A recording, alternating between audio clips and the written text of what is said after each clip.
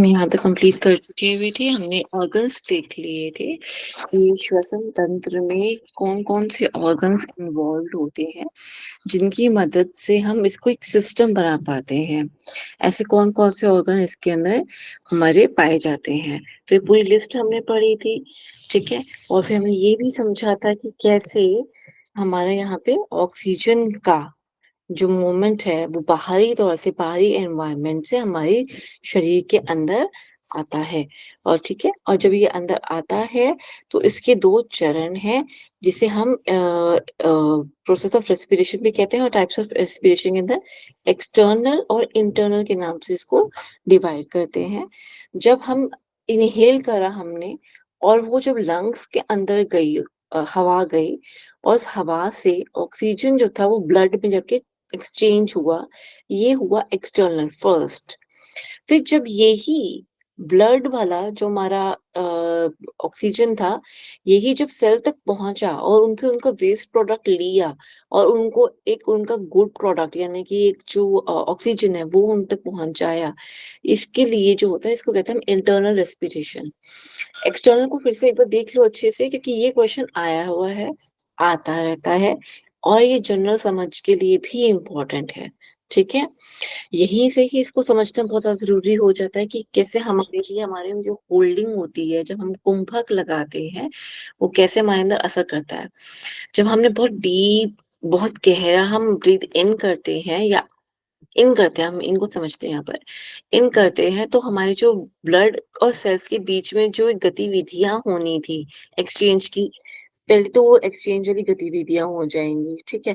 इसके अलावा फिर जो वेस्ट प्रोडक्ट हमें सेल से निकालने थे या सेल ने हमें देने थे, वो उसको मिलेंगे और जो ये प्रक्रिया से लंग्स जो टॉक्सिन्स हैं, वो जितने भी गैसियस टॉक्सिन्स होंगे उसको निकाल के शरीर से बाहर फेंक पाता है, ठीक है? ये इसको प्लीज़ याद कर लीजिएगा क्योंकि ये दोनों ही टर्म्स बहुत ज़्यादा इम्पोर्टेंट है, ठीक है?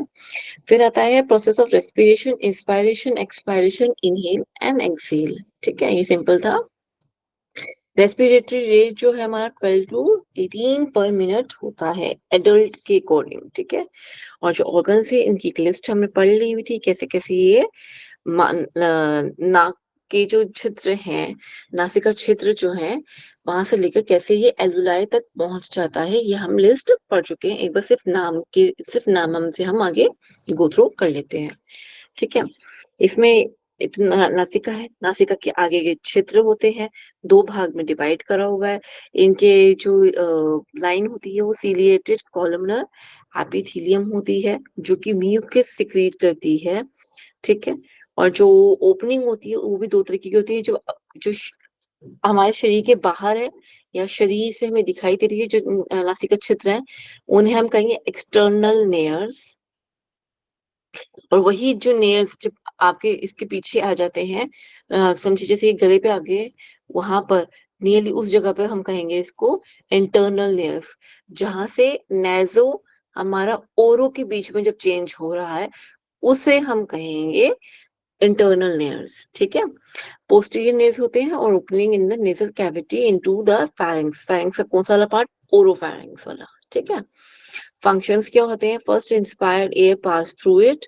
जैसे ही हमने जो एयर हमने इंस्पायर करी यानी कि मैंने इनहेल करा, वो यहाँ से पास होके निकलती है, वार्म करी जाती है, मॉइस्ट करी जाती है और फ़िल्टर करी जाती है। जितने भी बेसिक से मोटे-मोटे लेवल के जो होते हैं ना, पदार्थ होते हैं, माइक्रो ऑर्गेनिज़्म होते हैं, उनको यहीं पे ही मार दिया जाता है या उनको ट्रैप कर लिया जाता है, उस एयर को। किसके थ्रू? म्यूकस के थ्रू और जो ए ए हेयर हैं लाइनिंग में, ठीक है? उस लाइनिंग पे जितने भी हेयर्स हैं और म्यूकस है, वो इन सब चीज़ों को बेसिक माइक्रो ऑर्गेनिज़्म को, बेसिक डस्ट को वहीं पे ट्रैप कर लेता है। ठीक है? सेंस ऑफ स्मेल देता है, ऑल्फैक्शन देता है, ये बहुत इम्पोर्टेंट है क्योंकि जब हमें ये सब चीज़ मिलती है ऑल्फैक्टरी या कह लो कि जब हमें सूंघने की शक्ति हमें हमारी अच्छी होती है, मैं कल भी मैंने डिस्कस किया था इस बारे में। तो जब आपकी सूंघने की शक्ति अच्छी होती है तो पूरा का पूरा आपका सिम्पैथेटिक नर्वस सिस्टम आपका यूज़ होता है इसके अंदर, ठीक है? और इसकी वजह से एक उत्तेजना जागृत होती है बॉडी के अंदर, जो कि बहुत अच्छी और पॉजिटिव साइन भी देता है। वेयर कभी-कभी पैराको तरफ भी जाता है, डिपेंड्स कि किस तरह का एरोमा आप इनहेल कर रहे हो। जो सिंथेटिक होते हैं वो नुकसानदेही होते हैं क्योंकि इसमें बहुत सारे केमिकल मिलाए हुए होते हैं। जो परफ्यूम्स की मैं आजकल की बात कर रही हूँ, परफ्यूम हो गए, रूम फ्रेशनर्स हो गई, ये सब कुछ जो होता है ये सब कुछ जो है सेकंड नंबर का आपका क्या आता है, फ्रेग्रेंस के अंदर आता है। तो इसके अपने जो केमिकल्स होते हैं वो हमारे लिए अच्छे भी होते हैं और बुरे भी होते हैं। अच्छे वो वाले होते हैं जो प्लांट बेस्ड हैं, नेचुरल हैं, और बुरे वो हैं जो सिंथेटिक हैं। ठीक है? कहीं न कहीं आपकी बॉडी में आके आपको नुकसान पहुँचाने का प्रयास करती हैं। ठीक है? फेरेंक्स का हमने ब देख लिया था कि 3 भाग भाग में बाँटा गया हुआ है। 3 भाग में कौन-कौन से हो गए? नेज़ो, ठीक है? ओरो और लेरिंगो, ठीक है? फिर हमने देखा था कि लैरिंक्स को भी इसमें थोड़ी-सी व्याख्या देने की कोशिश करी है। वैसे तो लैरिंक्स का जो पार्ट है, वो लैरिंगोफेरिंक्स के पार्ट से अगर हम मैच करके ठीक से पढ़े तो ज़्यादा अच्छा रहेगा। लैरिंक्स से वैसे फिर भी वॉइस बॉक्स होता है, ये चीज़ याद रखिएगा। शॉर्ट बॉक्स लाइक स्ट्रक्चर होता है situated anterior part of the throat, जहाँ पे इस एंटीरियर पार्ट पे ही थायराइड ग्लैंड भी होता है। ठीक है? Larynx links the laryngopharynx and the trachea. जो लैरिंक्स है वो किस-किस को मिला रहा है? लैरिंगोफेरिंक्स को मिला रहा है और साथ-साथ में ट्रैकिया को मिलाने का कार्य जो इस बीच में जो एक नली है, अगर हम कहें इस नली का नाम क्या है तो हम इसको कहेंगे लैरिंक्स, क्योंकि इसने मिलाने का कार्य करा जो गले पे था उसको और जो नीचे ट्रैकिया पहुंच रहा था ठीक है, छोटा सा ही होता है, ज्यादा लंबा भाग नहीं है इसका लैरिंक्स का। ठीक है? फिर आता है conducts air into conducts air into the lower respiratory tract. बाहर से ली अगर मतलब एयर आई और ये फिर इंस्पायर करते हुए जो उसका अपना रास्ता बनाना था, नेज़ो से ओरो, ओरो से लैरिंगो, लैरिंगो से लैरिंक्स, लैरिंक्स से ट्रैकिया। ठीक है? इसने एक रास्ता अपना बनाया। ठीक है? वो बनाते हुए धीरे-धीरे करते अंदर एल्वियाली तक पहुंच जाता है। ये उसका रास्ता है। आपने ये रास्ता भी याद अच्छे से कर लेना। एक बार ना एरो करके ऐसे ऐसे करके लिख लीजिएगा, जैसे कि नोज के लिए हो गया, फिर ऐसे करके ना पूरा एरो करके आप लिख लीजिएगा। ठीक है? फिर फेरेंक्स लिखना हो, तो आप इसको ऐसे करके लिखिएगा, पूरी की पूरी सीरीज़ आपको याद रहेगी। ठीक है? क्योंकि इसकी एक सीरीज़ का मैंने क्वेश्चन देखा था, आई एम नॉट श्योर वो एमसीक्यू था किसी का या फिर प्रॉपर ऐसा एक पीवाईक्यू था। ठीक है? तो एक बार तो ध्यान रख लीजिएगा कि ये वाली सीरीज़ भी ऐसे करके याद कर लीजिएगा सीक्वेंस में। ठीक है? मुझे लग रहा है ये क्वेश्चन देखा होगा पुराना। ग्लॉटिस, ग्लॉटिस क्या होता है? The superior opening of the larynx. Larynx का जो ऊपरी भाग है ना, उसकी जो ऊपर ढक्कन है, ऊपरी भाग का जो ढक्कन है, उसे ग्लॉटिस कहा जाता है। एपिग्लॉटिस जो होती है लीफ शेप्ड फ्लैप होता है, इलास्टिक कार्टिलेज का बनेगा, ये हम सब जानते हैं। ठीक है? इसका काम क्या होता है? जब भी हम कुछ खाना खा रहे हैं, ताकि ये मदद करता है कि हमारा कोई भी खाने का पदार्थ लंग्स के अंदर ना जाए। ना पानी, ना खाने का कोई भी किसी भी प्रकार का कोई भी पदार्थ उसके अंदर ना जाए। क्योंकि अगर वो चला गया, तो जिस जहाँ पे सिर्फ़ और सिर्फ़ हवा की ज़रूरत थी, वहाँ गीला या वहाँ पे पड़ा हुआ कोई भी कण, उस एक शांति को, शांति से मतलब जो वातावरण वहाँ पे लंग्स का है, जहाँ कुछ और चीज़ मौजूद नहीं है, तो उस एनवायरनमेंट को डिस्टर्ब करेगा। इसलिए, ठीक है? फिर आता है वोकल कॉर्ड्स। वोकल कॉर्ड्स जो होती है इलास्टिन फाइबर्स के बने होते हैं, इसको आप मार्क कर लीजिएगा। फंक्शंस क्या होता है? Vibrate and expelled air to create sound, और यानी कि स्पीच। यानी कि इस टाइम जो मैं कर रही हूँ उसमें मेजरली फंक्शन क्या है? यूज किसका हो रहा है? वोकल कॉर्ड्स का। इसलिए आप नोटिस करेंगे, ये इसमें हमने बात क्लियरली देख भी ली थी रिगार्डिंग द ओम कैसे होता है और ओम की ध्वनि जो वाइब्रेशन पूरी थ्रू आउट द बॉडी कैसे हम एक्सपीरियंस करते हैं और इसका इतने बेनिफिट्स क्यों बताए गए हैं। ठीक है? फिर हमने ट्रैकिया पढ़ लिया था, ट्रैकिया में इसकी हमने देखी इसके साइज क्या है, किससे किसको कनेक्ट करता है, और सी शेप जो इनकम्प्लीट कार्टिलेजिनस रिंग लगी हुई है सिर्फ अग्रभाग में है, पिछले भाग पे नहीं है, जहाँ पे इसोफेगस से उस तरफ नहीं है। ठीक है? फिर ये हो गया।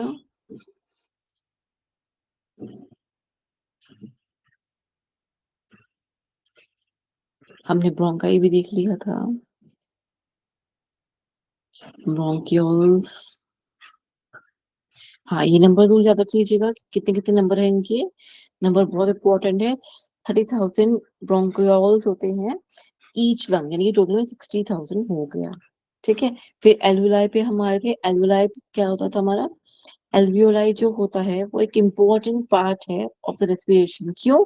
यही तो असली जो आदान प्रदान है ऑक्सीजन का और कार्बन डाइऑक्साइड का, यही तो होगा। ठीक है। ये छोटे से छोटे छोटे गुब्बारे होते हैं ना, पानी वाले जो होते हैं, जो बच्चों को बहुत शौक होता है होली पे खेलने का, शक्ल में ना कुछ वैसे ही होते हैं। और मैं आपको पहले भी कंपैरिजन करवा मतलब दिया था मैंने आपको कि अंगूर के जो गुच्छे होते हैं बिल्कुल वैसे लगते हैं।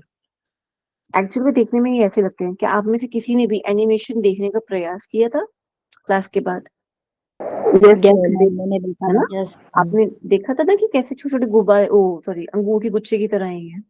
यस जी, मैम, है ना? जिन्हें अब आपको, एल्वियोलाई कहते हैं।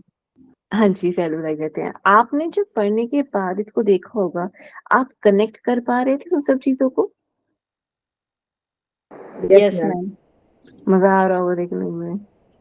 Yes ma'am. ठीक है। क्लास के बाद में आपको कुछ और चीजें और दिखाना चाहूंगी। मैंने कुछ चीजें आप लोगों के लिए इकट्ठी करके रखी है, एकत्र करके रखी है, तो हम उसी पर देखेंगे। मैं इन बिटवीन द क्लास तो नहीं दिखा सकती, ठीक है, पर लेकिन after class I show you, ठीक है। Locate at the end of the bronchial tubes. जो ब्रोंकाइल है उसकी जो ट्यूब से, मतलब जो हमने प्राइमरी टर्शियरी हमने पढ़ा था ना, उसके आखिर में जो टर्मिनल वाला जो था, उसके आगे ये उसके अग्रभाग पे ऐसे बना हुआ होगा, ऐसे ये छोटे छोटे छोटे गुब्बारे बने हुए हैं, बड़े सुंदर से गुब्बारे होते हैं दिखने में।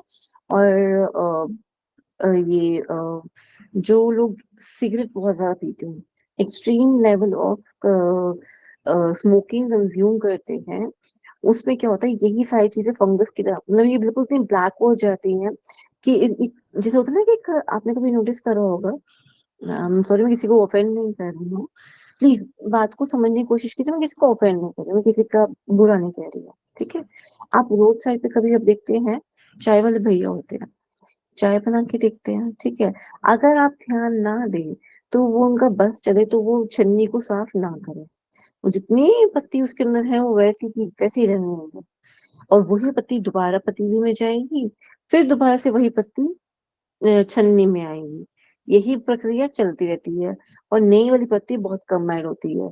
तो इस प्रक्रिया की वजह से, और आप एक और चीज नोटिस करते हैं कि जो छन्नी होती है, जो जो चाय को छान रही है, वो इतनी काली हो चुकी है, इतनी काली हो चुकी है कि अगर आपने इसको धोया तो वो धोने के बावजूद वो ऐसा ही लगेगा जिसको बिल्कुल वैसे की वैसे, जैसे कि इसके अंदर अभी भी पत्ती पड़ी हुई है।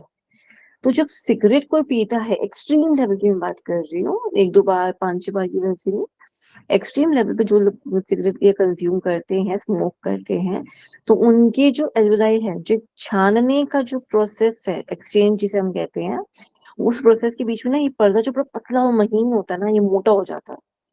अभी इतना मोटा हो जाता है, इतना मोटा हो जाता है कि धीरे धीरे देखने में, एक्चुअल में देखने में लगता है कि ब्लैक ब्लैक हो गया होगा, क्योंकि वहां पे ना ऑक्सीजन की इतनी कमी हो जाती है कि धीरे धीरे वो एल्वेलाई भी डेड होना शुरू हो जाता है। वो एरिया फिर धीरे टिश्यू के अंदर, मतलब एक सेल वाइज कह लीजिए कि इतने सारे थाउजेंड्स के अंदर है, थाउजेंड के अंदर नहीं थे, इसे काउंट हुआ मिलियंस में था ना, हाँ जी, 300 to 400 मिलियंस था। ठीक है, अगर एक साइड के धीरे धीरे करते करते करते के 100 मिलियन तक भी अगर वो पहुंच जाए तो लंग्स को बहुत बड़ा नुकसान पहुंच जाता है। और ये नुकसान पहुंचता है अगर आप पीपल डेवलपमेंट और एनवायरनमेंट वाला चैप्टर को आप कंप्लीट कर चुके हुए हैं। उसमें श्वास में जितनी भी प्रॉब्लम आती है, आप उसे एक बार ठीक से देखिएगा, उनमें से कई ऐसे प्रॉब्लम्स हैं जो कि हमारे एनवायरनमेंट की देन है। एनवायरनमेंट से मीन्स एयर पॉल्यूशन से रिलेटेड है, ठीक है। और वो जो पॉल्यूशन श्वासों के माध्यम से अंदर जाता है, वो इसी प्रकार का ही दुष्परिणाम देता है। ठीक है, वो जो परत होती है वो इतनी मोटी हो जाती है, एक मोटा सा पर्दा बन जाता है, जिससे एक्सचेंज कर पाना मुश्किल हो जाता है। ठीक है, ओके। हाँ, ये जरूर देख लीजिएगा, alveoli are covered with capillaries called blood vessels. ये बहुत इंपॉर्टेंट है, मैंने कहा था मैं आज करवाऊंगी भी इस चीज को, ये क्या चीज है।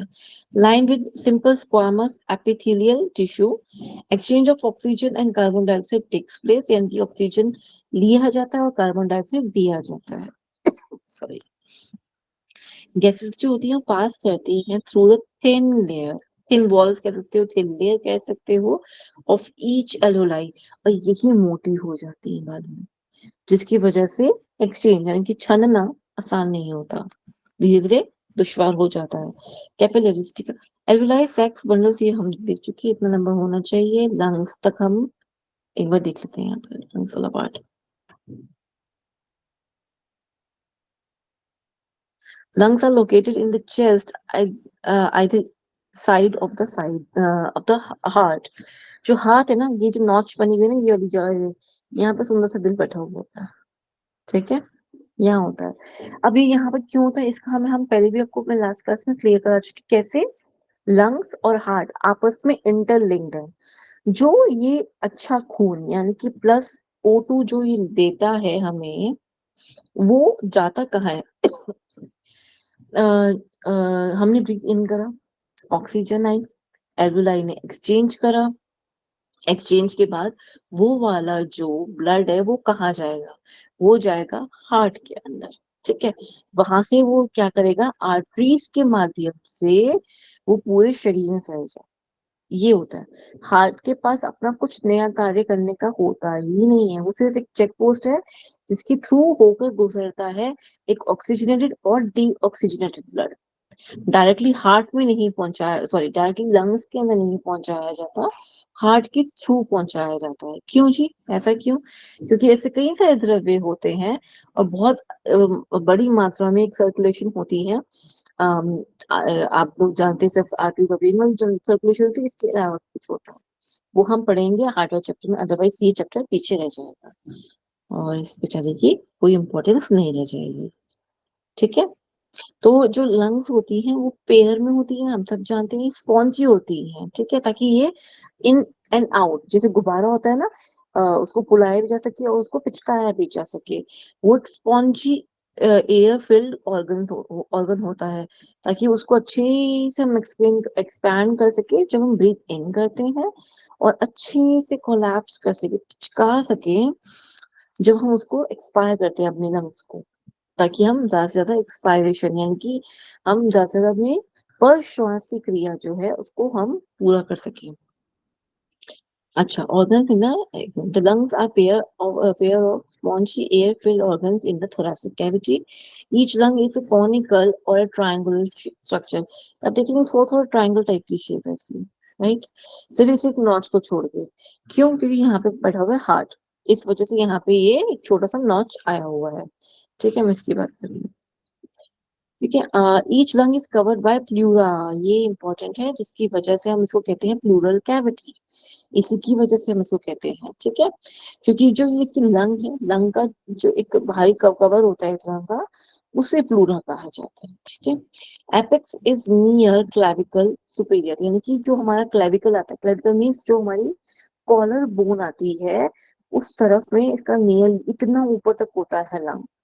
और जबकि हम सोच भी नहीं पाते कि लंग्स एक्चुअली थोड़ा नीचे तक होगा, और जब हम ज्यादा नंबर लगाते हैं तो काफी नीचे है, टच नहीं हम कर सकते, कुछ भी नहीं, जब जैसे ही हमारा रिब केज स्टार्ट होता है, आप ऐसा समझिए कि वहीं उसके अंदर पहली रिब से के पीछे ये शुरू हो जाता है, आप ऐसा समझिए, ठीक है। नियरली सेकंड, फर्स्ट सेकंड बीच में रहता है, ठीक है। Base rest on diaphragm, diaphragm जो नीचे यहाँ पे ऐसे प्लेट लगी हुई होगी, ठीक है, वो डायफ्राम पे ये रेस्ट कर रहा होता है, ऊपर यहाँ पे क्लेविकल बोन यहाँ पे ऐसे लगी हुई थी, क्लेविकल बोन, ठीक है ना, ब्यूटी बोन ये हाथ जा रहे हैं, ऐसे होता है, ठीक है। ये स्टर्नम, ये वाला जो पार्ट, ट्रेके वाला पार्ट है, यहाँ पे स्टर्नम होती है वैसे, ये ऐसे रिब्स आ रही है,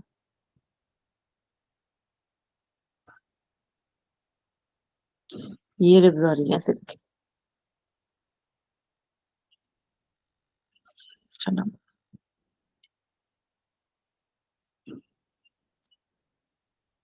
ऐसे करके, ठीक है। कुछ इस तरह से बना हुआ होता है, जिसके अंदर जो लास्ट वाली रिब्स होती है ना, यहाँ नियरली हमारी जो ये, अगर ये बना हुआ डायफ्राम डायफ्राम है, तो डायफ्राम तक हमारी रिब्स ऑलमोस्ट खत्म हो चुकी होती हैं, रह जाती हैं फ्लोटिंग वाली, ये हम पढ़ेंगे किसमें, मस्कुलर चैप्टर में, स्केलेटन मस्कुलर चैप्टर में, ठीक है, मस्क्यूलो स्केलेटन चैप्टर। तो यहाँ पे छोटी छोटी फ्लोटिंग रिब्स ऐसे रह जाती है, ठीक है। डायफ्राम इसके बीच में ऊपर नीचे झूलता रहता है, okay okay. Each lung is divided into lobes by fissures. Fissures means गड्ढा, या के लिए दरार कह लीजिए, क्लीवेज, दरार, इसके थ्रू इस लंग के अंदर कुछ हमने लोब्स डिवाइड करे हुए हैं, इसको हटाना पड़ेगा मुझे, सॉरी। ये हो गया पूरा सुपीरियर लोब, इधर भी सुपीरियर लोब, इधर मिडल लोब, इधर कोई मिडल लोब नहीं है क्योंकि यहाँ पे हार्ट के नॉच की वजह से उसको स्पेस देने के लिए यहाँ पे मिडल लोब बनाने का स्पेस नहीं बचा। फिर आता है इंफीरियर लोब, यहाँ पे भी इंफीरियर लोब है। फिशर्स के नाम देखिए, ओब्लिक मतलब तिरछा, ठीक है, हॉरिजॉन्टल मतलब इसे हम स्लीपिंग लाइन में बोलते हैं। लेडी भी रेखाएं जो होती हैं उसके बराबर जो होता है उसे कहते हैं हॉरिजॉन्टल फिशर्स। सिर्फ नाम दे दिया उन गड्ढों को, ठीक है। राइट लंग जो होती है वो थोड़ी छोटी होती है। कौन सी? राइट लंग जो होती है वो थोड़ी सी छोटी होती है। लेफ्ट लंग जो होती है वो थोड़ी सी बड़ी होती है, ठीक है। फिर आता है वाइडर। अब ध्यान रखेंगे, लेंथ की बात हो रही थी और अभी ये ब्रेथ की बात हो रही है। ये जो राइट लंग है जो छोटी है और चौड़ी है या फिर मोटी भी कह सकते हो। जो लेफ्ट है वो लंबी है और पतली है, नैरो है, ठीक है। लोब्स जो है यहाँ पे 3 है और यहाँ पे सिर्फ 2 है। किसमें? लेफ्ट में 2 है, ठीक है। हमने कल याद भी किया था, लेफ्ट हैंड में हमने 2 बनाया था और राइट हैंड में हमने 3 भी बनाया था, ठीक है। फिशर्स क्या कैसे कैसे है? ऑब्लिक है, हॉरिजॉन्टल है और यहाँ पे सिर्फ ऑब्लिक है, ठीक है। कार्डियक नॉच जो मैंने आपको बताया, यहाँ एब्सेंट होती है, यहाँ प्रेजेंट होती है क्योंकि हार्ट में रहना इस तरफ है, ठीक है, लेफ्ट साइड पर। मसल्स ऑफ ब्रीथिंग, अब ये बहुत और भी ज्यादा इंपॉर्टेंट चीज आ गई है। ये एक बार फिर से रिपीट वैसे होगा मस्कुलोस्केलेटल सिस्टम के अंदर, एक बार थोड़ा बहुत इसका पोर्शन रिपीट होगा, पर इसकी जरूरत क्या है वहां से ज्यादा यहाँ आपको समझ आएगा, ठीक है, ठीक है। तो इंटरकोस्टल मसल, इंटर और कोस्टल, कोस्टल से हमारी होती है रिब्स, इन दोनों के बीच में पाई जाने वाली जो मसल है उसे कहते हैं इंटरकोस्टल मसल, ठीक है। ये 11 पेयर में होती है। इंटरकोस्टल मसल्स जो होती है ऑक्यूपाई करता है स्पेस बिटवीन द 12 यानी कि 12 रिब्स। 12 रिब्स जितनी भी है उनके बीच में वो जुड़ी रहे, इनके बीच में कोई खोखलापन ना रहे, किसी प्रकार का कुछ भी मतलब। आप समझ सकते हैं कि मैंने कहा था कि हर चीज वॉलंटरी नहीं है हमारी बॉडी में, बहुत सारी इनवॉलंटरी भी है, ठीक है। उसकी सबसे बड़ी वजह में से एक यही है, अगर इंसान भूल जाए प्रॉपरली अपना को कवर करना, भूल जाए, तो कल को उसको जानवर या कोई भी किसी प्रकार का कोई भी चोट, हानि स्पोर्ट्स में या वैसे कुछ भी उसको हो सकता है। इसलिए इसके ऊपर हड्डियों का ढांचा तो बिठाया गया लंग्स और हार्ट के ऊपर, लेकिन साथ में एक और जो मसल्स हैं यानी कि इंटरकोस्टल मसल्स, उसका भी यहाँ पे देखा गया। तो ये बहुत इंपॉर्टेंट है और ये पूछा जा चुका हुआ सवाल, ठीक है, ये तो मुझे याद है, ये मैंने देखा था। अरेंज इन टू लेयर्स होता है, 2 तरह की लेयर्स होती हैं, इंटरनल और एक्सटर्नल। इंटरनल यानी कि हार्ट की तरफ और एक्सटर्नल हो गया टुवर्ड्स स्किन की तरफ, ठीक है। डायफ्राम जो होता है वो डोम शेप, डोम कैसा होता है जैसे कि हमारे गुम्बद होती है ना, गुम्बद ऐसे करके गुम्बद जारी होती है, कुछ इस प्रकार का होता है क्या, डायफ्राम, ठीक है। Diaphragm dome shape muscular structure separating thoracic and abdominal cavity. ये आप देखो कि घोड़े की सीट की तरह कह सकते हो आप इसे। दांत का जो ऊपर वाला भाग होता है डेंटाइन, आप इसके जैसा भी शेप दे सकते हो। आपको जैसा ठीक लगे आप उस प्रकार का शेप समझ सकते हो, लेकिन जो एग्जाम पॉइंट ऑफ व्यू से हम उसे डोम शेप बोलेंगे, ठीक है। और ये एब्डोमिनल कैविटी में अगर ये ना हो तो लंग्स का और बाकी जो क्रियाएं हैं उनमें कहीं ना कोई आप समझिए कि झगड़ा रहेगा ही रहेगा फिर। तो इट्स बेटर कि इसके बीच में परमात्मा ने ऑटोमेटिकली एक ऐसा डिवीजन बना दिया है जिससे कि नीचे की जो इंटेस्टाइन है, स्टमक है, पैंक्रियाज है, लीवर है, सब कुछ सेपरेट रहे, और ऊपर वही बहुत ही वाइटल ऑर्गन्स हमारी बॉडी के, लंग्स और हार्ट, वो सेपरेट रहे, वो इस सब चीजों के साथ इन्वॉल्व ना हो। पर बात तो वही आती है, कहीं ना कहीं तो हमने अपने को तंग करना ही है, हम तो ह्यूमन है आफ्टर ऑल। तो हम क्या करते, कभी कभी हम गलत तरीके की चीजें भी लेते हैं, जैसे कि चाय कॉफी ये सब चीजें लेते हैं, और या फिर कुछ इस तरह का जंक फूड लेते हैं जिससे किसी प्रकार का कोई फायदा नहीं होता, या फिर रात में लोग योग करते हैं, श्वसन की क्रियाएं जो होती है ना पार्क में बैठ के रात में कर रहे होते हैं, रात में वो वॉक के लिए जाते हैं। तो ये जो चीजें हैं जो आपकी बॉडी को कहीं ना कहीं नुकसान पहुंचाती हैं, वो नुकसान से बचने के लिए, ये तो खैर मैंने रेस्पिरेटरी जो वॉक वाली बात बोली है ये इससे रिलेट नहीं करती है, ये वैसे ही जस्ट इन जनरल बताई है, ठीक है। अच्छा, एक और चीज, जब हम कुंजल की क्रिया करते हैं, कुंजल हो गया, धौती हो गया, और वॉमिटिंग का कोई भी ऐसा प्रोसेस, अगर कोई भी प्रक्रिया ऐसी होती है जो हम करते हैं, वहां पे डायफ्राम बचाता है ताकि ऑर्गन्स जो है ना वो ऊपर की तरफ खिंच के ना आ जाए, और इससे प्रेशर जो हो लंग्स पे और हार्ट पे एडवर्स इफेक्ट, नेगेटिव इफेक्ट ना पड़े। ठीक है, तो इस प्रकार से ये देखिए, अब साइड से भी और यहाँ से भी, ऊपर से भी, जैसे सीट की गद्दी उसमें घोड़े की गद्दी बनी होती है जिसपे इंसान बैठते हैं, ऐसी सी कुछ घोड़े की वो शेप लगती क्या बोलते हैं, बग्गी शायद बोलते हैं इसको, या हम बोलेंगे इसे हॉर्स सीट भी बोलते हैं इसको। ठीक है, ऐसा लगता है दिखने में। अच्छा ये देखिए, ये ना दिखा रखा है कि पसली एक एरी और एक एरी पसली, इसके बीच में जो है वो इंटरकोस्टल मसल लगा रखी है ऐसे। ठीक है, इनको जोड़े रखने के लिए आप देखेंगे ध्यान से, एक लाइन यूं जा रही है और एक लाइन यूं जा रही है। ठीक है, ये जब इस तरह की जब स्ट्रक्चर बनता है ना मसल्स के, सॉरी टिश्यूज का इस तरह का स्ट्रक्चर बनता है, तो समझ जाइए कि वहां पे उसकी पकड़ बहुत अच्छी है। फ्लेक्सिबल तो है ही है, पर उसकी पकड़ अच्छी है। ठीक है, चलो मैकेनिज्म को आज एक बार फिर से फटाफट से बस गो थ्रू हो लेते हैं। मैकेनिज्म क्या है? फाइनली हम हर तरीके के जितने भी जो दूसरी एक्सटर्नल चीजें थी, जैसे कि जितने भी ऑर्गन्स इन्वॉल्व हैं उनके अपने अपने फंक्शंस क्या हैं, वो हमने कंप्लीट कर लिया है। अब हम फाइनली आ गए हैं जहाँ पे ये मैकेनिज्म अब होता कैसे है, ये सारे जो ऑर्गन्स मिले हुए हैं ये मिलकर कर क्या रहे हैं और कैसे कर रहे हैं, श्वसन क्रिया को कैसे उसके ऊपर कैसे उसकी प्रक्रिया चल रही है। ठीक है, respiration depends upon changes in the pressure and volume in the thoracic cavity. यानी कि जो चेंज हो रहा है प्रेशर के अंदर, यानी कि जो मैंने ब्रीथ इन करा और ब्रीथ आउट करा, दिस क्रिएट्स प्रेशर। और प्रेशर क्या होता है, जितनी कम जगह उतना ज्यादा प्रेशर बनता चला जाता है। ठीक है, सेम ऐसे इसका एग्जांपल अगर हम समझे, बहुत बेसिक एग्जांपल है और जो बार बार हमें देखने को भी मिलता है और बहुत कॉमनली पाया जाता है, वो वाला एग्जांपल, यानी कि पाइप से पानी देना पौधों को।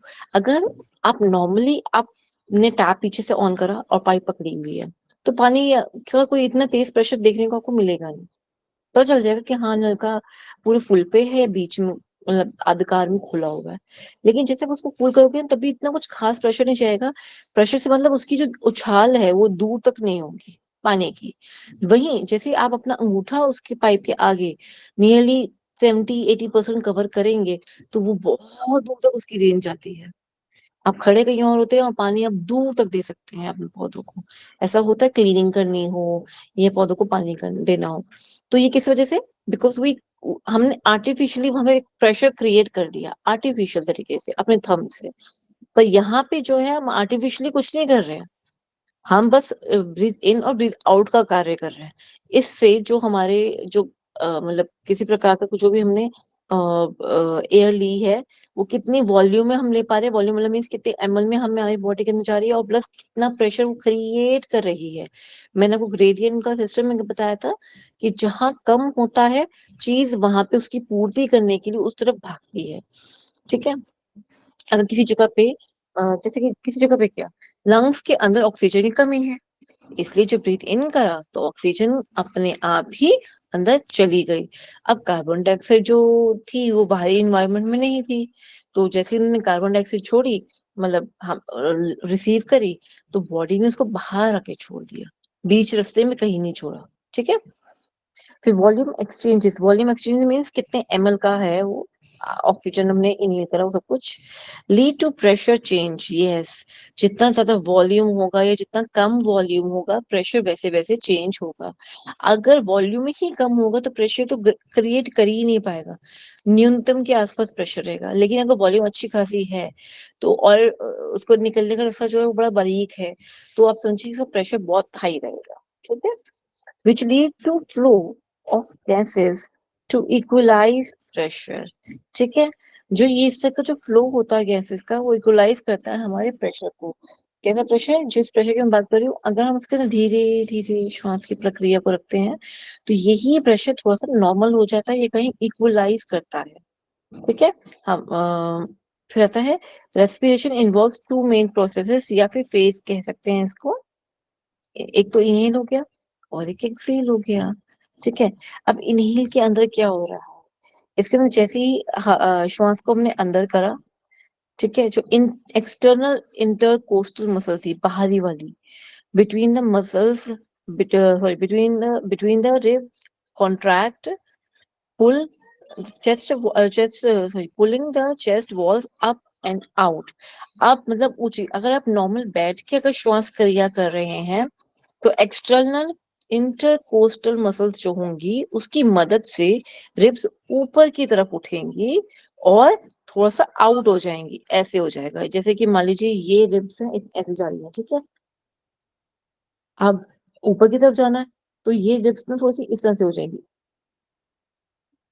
यूं थोड़ा फैल जाएंगी, ठीक है, और थोड़ा सा बाहर भी निकल जाएंगी। यानी कि इस तरफ में भी तो चेंज आया और इस तरफ में भी चेंज आया, क्योंकि ये अपनी जब रेस्टिंग मोड पे थी इस तरह का चेंज नहीं था इसके अंदर। ठीक है, और जब हम धीरे धीरे हम ब्रीदिंग ब्रीद हम जब प्रैक्टिस करते रहते हैं, नाड़ी शोधन प्राणायाम करते रहते हैं, तो ये छोटे छोटे जो एलिमेंट हैं जो किसी भी इंसान को डिस्टर्ब करते हैं उसके लाइफस्टाइल में, क्योंकि ऑक्सीजन अगर अच्छे से बॉडी में नहीं आएगी तो सुस्ती या कह लीजिए बीमारी हमेशा ही रहेगी ही रहेगी। तो उन सब चीजों को ये दूर करता है, इसलिए हम प्राणायाम पे काफी अच्छा और ज्यादा जोर डाला जाता है। ठीक है। ये आप देख सकते हैं कैसे इसका एक डायफ्राम का, सॉरी डायफ्राम कह रही हूँ, देख सकते हैं कैसे ये जो रिब का जो एक वो है एक्सपेंशन और इसका रिलैक्सेशन का जो कॉन्ट्रैक्ट का जो एक मोमेंट है वो आप यहाँ पे अच्छे से देख सकते हो। ठीक है, ये जब हम श्वास छोड़ दिए बाहर की तरफ तो कैसे होगा, रिलैक्स होकर ऊपर चला जाएगा, वही कॉन्ट्रैक्ट करेगा डाउनवर्ड्स। किस केस में, इनहेलेशन के केस में, इनहेलेशन में हम केस में हम देखेंगे जब आप ओम बोलते हैं, आप कभी भी नोटिस करना आप ब्रीथ इन करते हुए ओम नहीं बोल पाते, आप कभी भी तब नहीं बोल पाओगे जब आप श्वास अंदर ले रहे हो, आप तब बोल नहीं पाओगे। ठीक है, क्योंकि दोनों में से किसी एक चीज को करना था। इसोफेगस वाले में जो लाइंस वाला पार्ट आता है ना, तो वो या तो नीचे की तरफ हवा को फेंकेगा, अब ऊपर की तरफ फेंकने लगेगा तो सारी प्रक्रिया चेंज हो जाएगी, बदल जाएगी। तो इसलिए जब हम कोई भी मंत्र या कोई भी ओम या किसी प्रकार का अगर हम ऐसा कुछ करते हैं तो पहले हवा तो नीचे की तरफ चली जाती है, उसके बाद देखा जाता है कि बोलना है तो कैसे बोलना है, किस तरह से बोलना है। ठीक है, तो उससे क्या होता है, हमारी जो एक बोलने का जो वाइब्रेशन जो हमारी पूरी बॉडी में है वो जो क्रिएट होती है पूरी बॉडी में, उसके अपने बेनिफिट्स होते हैं।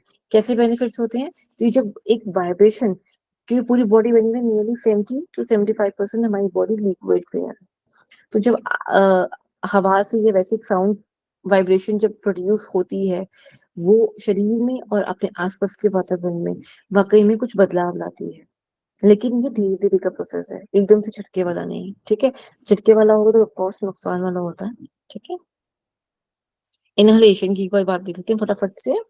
इनहलेशन क्या होगा, इंस्पायर करना होगा, डायफ्राम मसल जो होती है बिलो द लंग्स कॉन्ट्रैक्ट करेगी। इसको चार्ट बना लीजिएगा ऐसे डिवाइड करके ना, ऐसे करके यहाँ कर लीजिएगा, एक पॉइंट लिख लिए यहाँ पे कि जैसे कि डायफ्राम का हो गया, साइज का हो गया या प्रेशर का हो गया, ये वाले पॉइंट्स हो गए वो यहाँ पे यहाँ लिखिएगा। देन इंस्पायरेशन और एक्सपायरेशन करके ऐसे एक चार्ट बना लीजिएगा, इससे आपको इजीली सारी सारा कुछ इक्वली एक ही जगह पे आपका आ जाएगा। ठीक है, बार बार आपको ऊपर नीचे पढ़ना नहीं पड़ेगा। फिर आता है lungs increase in size so the pressure inside them falls. अगर साइज इंक्रीज नहीं करेगा लंग का तो इसे जो बॉडी के अंदर जो प्रेशर क्रिएट हुआ हुआ है ताकि वो कार्बन डाइऑक्साइड बाहर निकाल सके, वो प्रेशर फेल हो जाएगा। ठीक है, सॉरी उस प्रेशर को दबाने के लिए। ठीक है, this causes air to rush in through the nose और माउथ। इसलिए वजह से हम कोशिश हम प्रयास करते हैं या तो नाक से फटाफट सांस आ जाए तो मुख द्वार से श्वास अंदर आ जाए फटाफट से। ठीक है, फिर आता है एक्सपायरेशन यानी कि एक्सहेल करना। एक्सहेल करने में क्या होता है, एयर को तो अपने बाहर निकाल दिया। ठीक है, जो एक्सटर्नल इंटरकोस्टल मसल्स थी बिटवीन द रिब्स रिलैक्स करेंगी। पहले तो वो अच्छा खासा ये जो एक्स्ट्रा कोस्टल मसल थी वो कॉन्ट्रैक्ट कर रही थी और पुल कर रही थी चेस्ट को wall upward, up and out. ठीक है, वही यहाँ पे एक्सटर्नल इंटरकोस्टल मसल्स जो थी रिब्स की वो रिलैक्स करेंगी so that the chest wall moves in and down, in and down, ठीक है। ऐसे यहाँ पे प्रॉब्लम देखने को मिलती है, ठीक है। डायफ्राम प्रॉब्लम नहीं बोलेंगे इसको, इसको ये बोलेंगे इसका मैकेनिज्म देखने को मिलता है। The diaphragm muscle below the lungs relax the bulges up, reduces the size of the chest। वो भी अपनी जगह पे आ जाएगा डायफ्राम जो होगा अच्छे से। और जो एक्चुअल पोजीशन है या एक्चुअल में जो एक वो जो कर सकते हैं एक एक्सपायरेशन और इंस्पायरेशन का, अगर कोई और इस तरह से करे, कोई और से नहीं बोलेंगे हम यहाँ पे, बोलेंगे जैसे कि जो प्रेशर ने क्रिएट करा हुआ इनसाइड, तो वो जो होगा वो पुश करता है ट्रैकिया को upward and out through the knows. तो जो प्रेशर क्रिएट कर रहा है ना इन एंड आउट के लिए, वो यहाँ रिस्पॉन्सिबल होता है इसके लिए, ठीक है। कौन? डायफ्राम की वजह से और इंटरकोस्टल की वजह से हम उस प्रेशर का जो एक जो प्रेशर हमने ब्रीथ इन की तरफ ब्रीथ इन की वजह से लिया, वो मेंटेन रह पाए और एक्सचेंज हो पाए। ये प्रेशर के ऊपर डिपेंड करता है और ये उसके लिए हेल्प करता है हमें, ठीक है, प्रेशर मेंटेन करने के लिए। कंट्रोल ऑफ रेस्पिरेशन, ये हम पढ़ चुके हुए हैं ब्रेन के अंदर, नर्वस सिस्टम के अंदर, मतलब कि रेस्पिरेटरी कंट्रोल सेंटर्स होते हैं known as rhythmic centres. Please इस चीज को मार्क कर लीजिएगा कि इन सेंटर्स को क्या कहा जाता है। रिदमिक सेंटर्स को कहा जाता है इंस्पायरेटरी सेंटर जो होता है located at the medulla, expiratory medulla, pneumotaxic centre pons पे होता है लॉन्ग एंड डीप ब्रेथ के लिए, जो कि हम एक्टिवेट करते हैं ड्यूरिंग द प्राणायाम, ओके। एक होता है केमिकल कंट्रोल। केमिकल कंट्रोल क्या है? टू केमोसेंसिटिव बॉडीज जो होती हैं, यानी कि कैरोटिड बॉडी और ओटिक बॉडी, आयोटिक बॉडी, ठीक है। जो कैरोटिड बॉडी होती है at the base of the carotid sinus, और ये हम ब्लड सर्कुलेशन पढ़ेंगे क्या चीज है, ठीक है। फिर aortic artery at the base of the aorta, ठीक है, ये भी आप एक बार उसमें पढ़ेंगे हम हार्ट के साथ, ठीक है। ये दोनों चीजें उसी से कनेक्टेड है। Carotid body and aortic bodies are more sensitive to CO2, यानी कि ये बॉडी जो है बहुत सेंसिटिव CO2 की तरफ ज्यादा मानी जाती हैं, क्योंकि CO2 जो होता है वो इंक्रीज कर देता है और स्टिमुलेट करता है कैरोटिड एंड आर्टिक बॉडी को to stimulate expiratory muscles, means more CO2 will get exhaled out, ठीक है। यानी कि ये जो हमारी बॉडी थी यहाँ, इसको स्टिमुलेशन किससे मिल रहा है? इनसे स्टिमुलेशन मिल रहा है कैरोटिड आर्टरी को, एरोटिक एरोटिक बॉडी को, कि आप ज्यादा से ज्यादा, आप जो डीप ब्रीथ इन ब्रीथ एक्सेल कर रहे हैं, आप ज्यादा से ज्यादा कार्बन डाइऑक्साइड को बाहर हम निकाल सके, जिसकी वजह से मन शांत रहता है। गतिविधियों में जो भी टॉक्सिन्स या जो भी वेस्ट प्रोडक्ट्स से गैसेस फॉर्म के, वो धीरे धीरे बॉडी में से निकलने शुरू हो जाते हैं, ठीक है। और इनका बॉडी के अंदर रहना अच्छी बात भी नहीं है लंबे समय के लिए। Capacities and volumes of air in the lungs important है, very very very very important. Mark कर लीजिए, लिख लीजिए कि मैंने बताया था ये इंपॉर्टेंट है, but this is actually very very important, ठीक है। एक होता है टाइटल वॉल्यूम, ठीक है, ये अमाउंट ऑफ एयर इनहेल्ड और exhaled with each breath under resting condition. Normally आप बैठे हुए, नॉर्मली इनहेल और एक्सहेल भी चल रहा है, ना तो लंबी गहरी श्वास चल रही है ना लंबी गहरी श्वास छोड़ने में चल रही है, ठीक है। बिल्कुल शांत भाव से आप बैठे हुए हैं, ठीक है, उसे हम कहेंगे टाइडल वॉल्यूम। और ये नियरली 500 ml होती है, ठीक है। जो हम नॉर्मली बैठ के श्वसन क्रिया कर रहे होते हैं, वो नियरली 500 ml हमें ऑक्सीजन, या 500 ml का इसका कहें कि एक्सचेंज होता है, ठीक है। फिर आता है inspiratory reserve volume, the amount of air that can be forcefully inhaled after normal tidal volume acceleration, sorry inhalation. यानी कि एक नॉर्मल हमने इनहेल करा, उसके बाद मैंने बड़ा फोर्सफुल इनहेल करा, जो एक होता नहीं, कहते कि चलिए फटाफट से बैठिए और अपने आप को नॉर्मल कीजिए, गरम लंबी गहरी श्वास अंदर बाहर, इस चीज को कोई नहीं समझा। उन्होंने कहा बस आराम से बैठना है, पहले बैठ गए आराम से, ठीक है। अब इसी में ही उन्होंने कहा कि अब गहरा लंबा श्वास दीजिए, तो समझ नहीं आता या तो कभी कभी कि करना कैसे है। ठीक है, क्या समझ आ गया? उसके बाद जब ये वो फोर्सफुल तरीके से जो हम इनहेल करने का प्रयास करते हैं, जस्ट अभी इनहेल किया था, now it is forcefully you have to complete the inspiration. ठीक है, तो इनहेल करा उन्होंने, जबरदस्ती करा, तो नियरली जो एक रिजर्व वॉल्यूम जो हमारे यहाँ पे है वो कितना हो जाता है, 2,000 to 300 ml, यानी कि 2 to 3 लीटर हमारा नियरली हमारे यहाँ पे हमें क्या मिल जाता है, टाइटल वॉल्यूम मिल जाता है, यानी कि 2 to 3 लीटर तक फोर्सफुली इनहेल करा जा सकता है, ये कहना चाह रहे हैं। ठीक है, फिर इंस्पायरेटरी कैपेसिटी, कैपेसिटी कितनी है किसकी, कि जितना भी अंदर एयर अंदर ली है उसकी कैपेसिटी कितनी है, एक मैक्सिमम लिमिट तो होगी ना। एक रेस्टोरेंट है और रेस्टोरेंट में हमेशा ही कुछ ना कुछ खाने के लिए लोग वहां बैठे रहते हैं, लेकिन अगर वहां पे सीट लिमिटेड है, ऑफ कोर्स लिमिटेड होंगी ही, तो अगर मान लीजिए मसलन तौर पे कि वहां पे 10 सीट्स हैं, 10 सीटिंग, 10 लोगों का फैमिली फैमिली वहां पे सीटिंग अरेंजमेंट बनाया हुआ है। ठीक है, तो आपके पास वो कैपेसिटी हुई ना कि वहां पे सिर्फ 10 फैमिली के लिए चाहिए इतनी ही बैठ सकती हैं। ठीक है, तो आप नियरली अगर उसको मेंबर्स के अंदर काउंट करेंगे कितने लोग बैठ सकते हैं, तो वहां पे नियरली 50 लोग बैठ सकते हैं। आपने एक तरह से एग्जाम्पल ले लिया कि ये कैपेसिटी है उस होटल की या उस रेस्टोरेंट की। ठीक है, ऐसे ही हमारी लंग की एक अपनी कैपेसिटी है कि हम कितना ले सकते हैं। मैक्सिमम एफर्ट लगा दोगे तो भी कितना हम अंदर ले सकते हैं, कुछ तो हद होगी। अगर कुछ तो हद होगी ना लंग्स की भरने की, अब बिल्कुल इनफिनाइट भी नहीं हो सकता।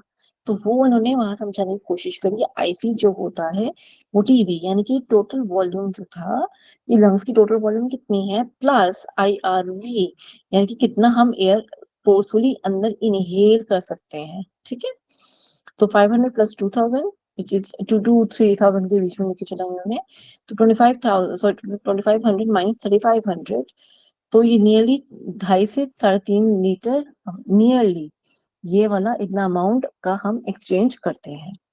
किसका? एयर का, ऑक्सीजन का। ठीक है, एक्सपायरेटरी रिजर्व वॉल्यूम जितना बाहर निकालने की बात हो रही है यहाँ पर, amount of air that can be forcefully exhale after a normal tidal volume acceleration.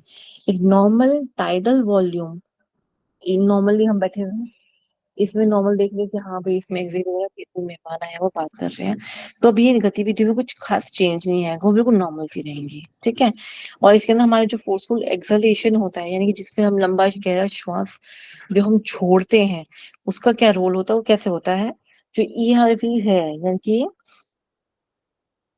Sorry, amount of air that can be forcefully exhaled after a normal tidal volume exhalation, तो इसको हम कैसे कैलकुलेट करेंगे, ERV equal to 1000 minus 1500 ml।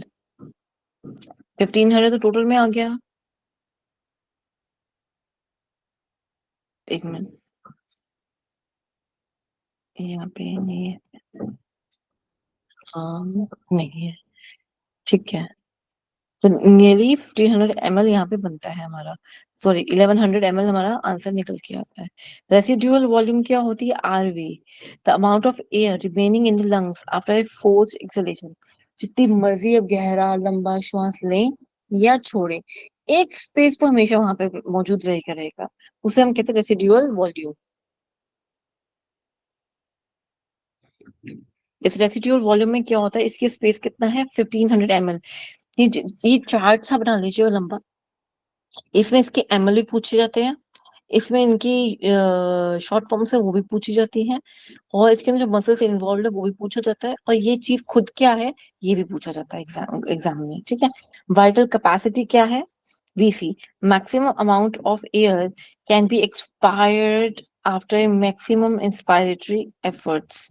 ठीक है, maximum amount of हम air को हम कैसे बाहर निकालें, जो पर श्वास की क्रिया है उसमें मुझे बहुत ज्यादा निकालना है, हम रेशियो भी यही पढ़ते हैं कि इनहेल जितना करें उसको 2 गुना हम एक्सेल करें, हम पढ़ते भी यही है।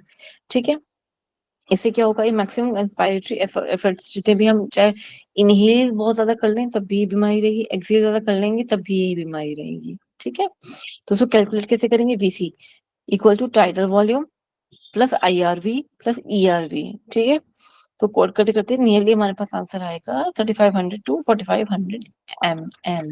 ठीक है, टोटल लंग कैपेसिटी, लंग की अब एक्चुअली अपनी खुद की इतनी क्षमता है, ये तो आपने बढ़ाई घटाई इंसानी हिसाब से देख लिया, स्ट्रेस के हिसाब से देख लिया, ये फैक्टर्स को देखने के बाद वो मतलब ये सब कुछ फैक्टर्स को देखा।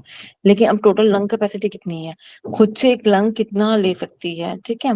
This is the maximum amount of air lungs can hold, which is 5 to 6 litres, ठीक है। तो अभी तक जो हम पढ़ते आए थे फिर वो सब क्या था, वो सब भी है, वो सब एक छोटा छोटा चरण है, छोटा छोटा भाग है हमारी श्वसन तंत्रिका की या श्वसन क्रिया का। इनहेल एक्सेल जो है इससे हटकर भी है, ठीक है। तो जो होल्डिंग है, स्लो मोशन में हम ब्रीद इन ब्रीद आउट कर रहे हैं या ज्यादा तेज से कर रहे हैं, तो सारा कुछ जो है ना कहीं कंट्रीब्यूट करता है सबको, ठीक है। फिर टीएलसी यानी कि टोटल लंग कैपेसिटी जो है, ये एग्जाम में आया हुआ क्वेश्चन है ये वाला, T V plus I R V plus E R V plus R V. अब ये कैसे कैसे है, टीवी तो हम सब जानते हैं, टेलीविजन वाला सामान था, 500 रुपीज को पे करो। फिर ऐसा आई आर वी 2000 to 3000 इनकी लिमिट थी, ठीक है। फिर आता है ई आर वी, नियरली 100 की उन्होंने बात की थी, और आर वी जो है 1500 की बात करी थी, ठीक है। फिर आता है 500 ml टू 6000 ml जो होता है वो उसकी अपनी खुद की एक क्वांटिटी होती है, ठीक है। कितना वो ले सकता है टोटल लंग जो होता है वो कैसे ले सकता है, ठीक है। अब ये एक वेव के फॉर्म में इसको जरूर समझिए, ये बहुत इंपॉर्टेंट है, ठीक है।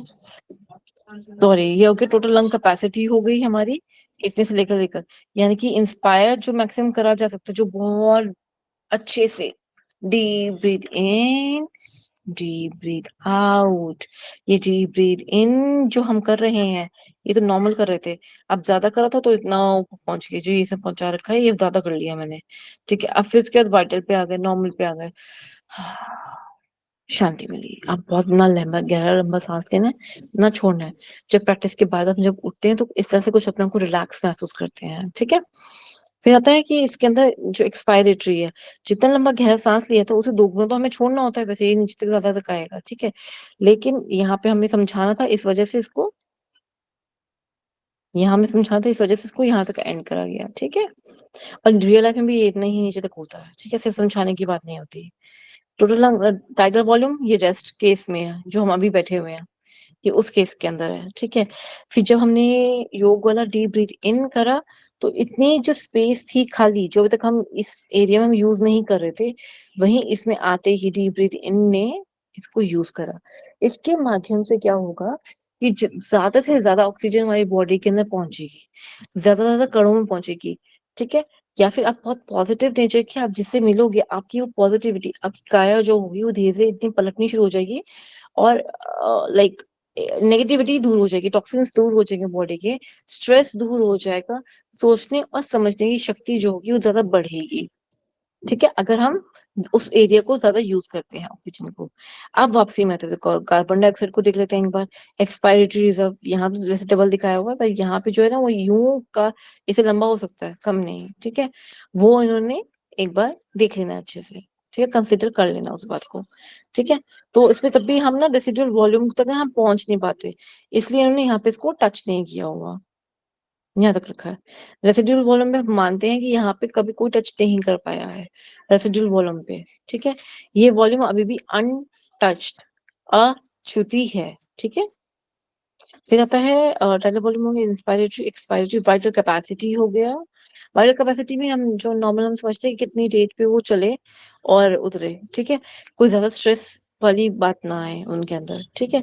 एक्सपायरेटरी हो गया, total capacity, volume, residual, inspiration सारा हो गया, ठीक है। गैसियस एक्सचेंज, ये डिफ्यूजन मैं आपको पढ़ा चुकी हुई हूँ वैसे, जो मैंने आपको एक भूमिका बनाते वक्त जो मैंने आपको बताया था पढ़ाया था, ये सारा का सारा वही है, ठीक है। सारा कुछ ये वही है, diffusion of gases from higher concentration to an area of lower concentration, जो मैंने कहा था कि ऑक्सीजन बाहर के एनवायरनमेंट में ज्यादा है, अंदर के एनवायरनमेंट में कम है, specially the exchange of oxygen and carbon dioxide between the organism and it's environment, ठीक है।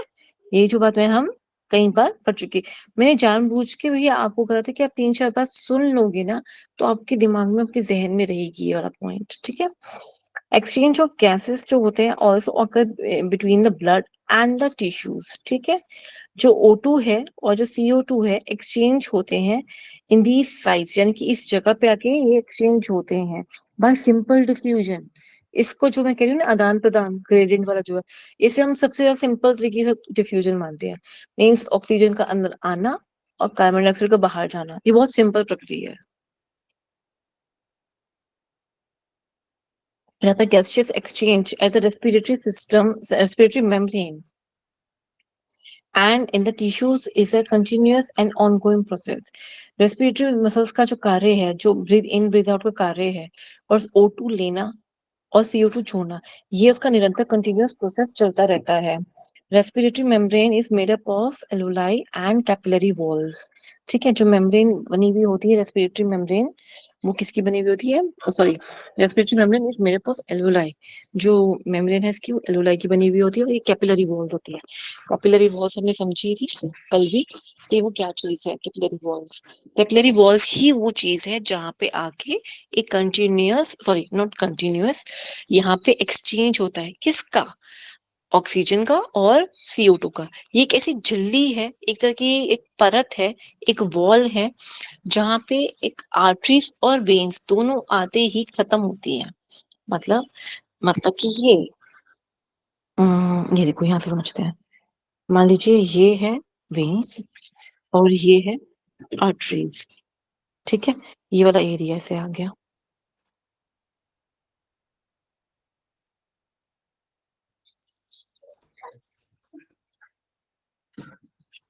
यहाँ पे ये इसका आ गया।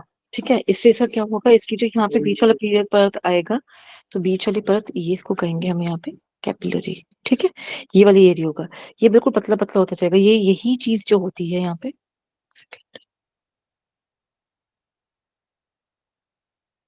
वेन्स, और ये हो गई आर्टरीज। ठीक है, तो यही चीज होती है जो इससे इसके अंदर बदलती है और इसके अंदर इसको बदलती है। मींस ऑक्सीजन आया था प्लस O2 आया था, और यहाँ से इसने पूरी बॉडी में, पूरे शरीर में दे दिया अच्छे से। तो पूरी बॉडी में कोई ऐसी जगह चेक पोस्ट तो लगी नहीं होती जहाँ पे वो अपना मतलब कि आर्टरीज की अपनी एक वो जा रही है, वो घूम फिर के सिर्फ आर्टरीज ही ब्लड डिफ्यूज करेंगी, पूरी बॉडी में देंगी, उसके बाद ये आएंगी और न सॉरी वेन्स के अंदर अपना एक ब्लड चलता जाएगा। और ये मतलब कभी आप खुद देखें कि इनका कहीं ना कहीं तो मिलान हो रहा होगा। क्या ये गुच्छे अपने आप में चल रहे होंगे? ये जो सर्कुलेशन है क्या वो अपने आप में ही चल रही होगी? नहीं, ऐसा नहीं होता। कैसे होता है फिर? जो आर्टरीज हैं जिनके पास +O2 है और इसके पास -O2 है, इसके पास O2 नहीं है। अभी आप मान लीजिए आप घर से निकले, आपकी गाड़ी में फुल पेट्रोल था। ठीक है, चलते गए चलते गए चलते गए, आगे खत्म हो गया यहाँ पे आके।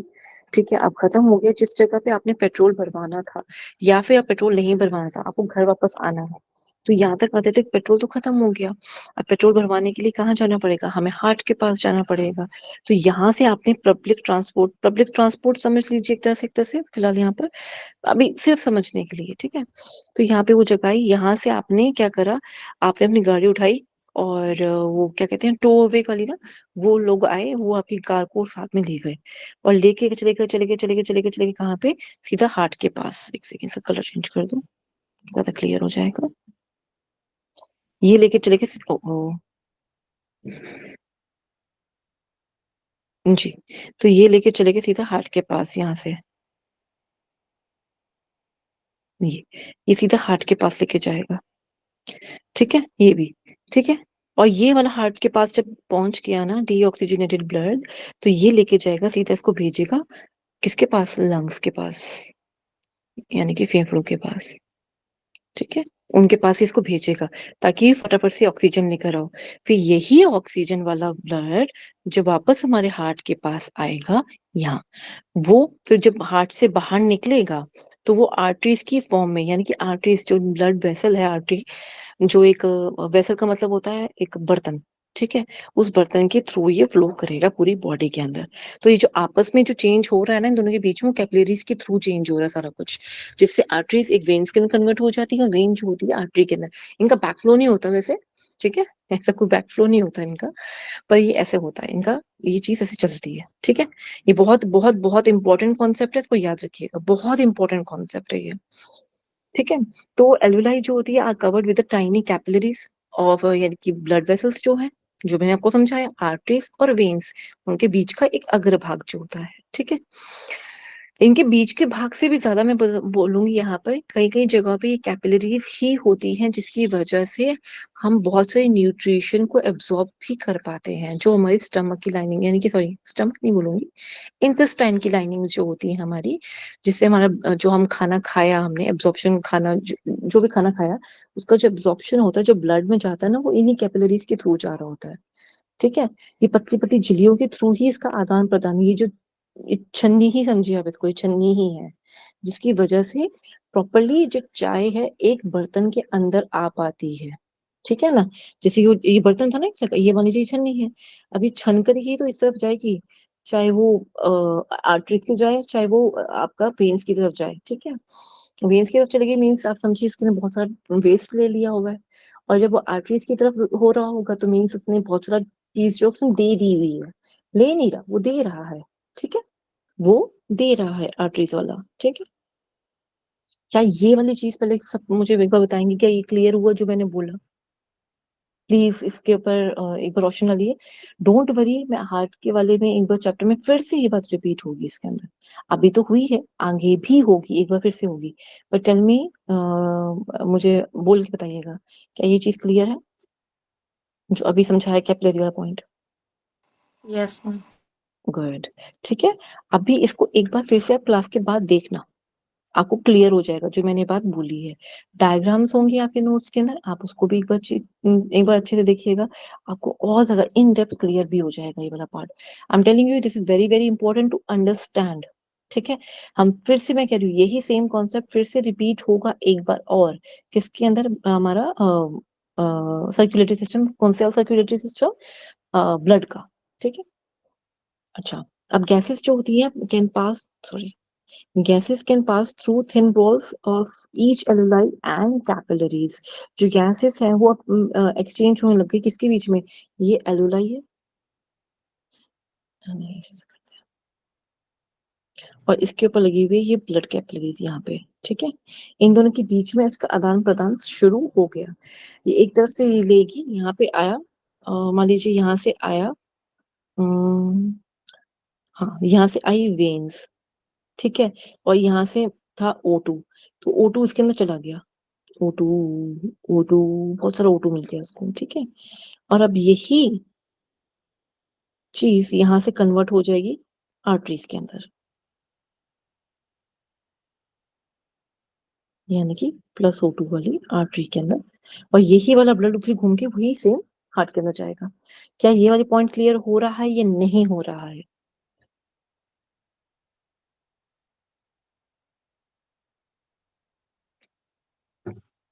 बताइए,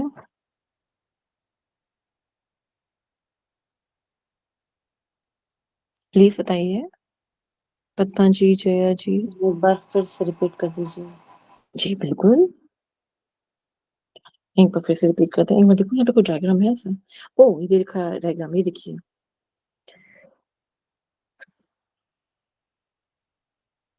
ये यहाँ पे दे रखा है इन्होंने, ये जितना भी CO2 है जो वेन लेकर आई थी, ये CO2 दे दिया इसने इसको, एल्वुलाई को, सारा CO2 दे दिया, ले जाओ ले जाओ ले जाओ, मेरी सन ने बहुत सारा CO2 निकाला है, आप ले जाओ, ठीक है।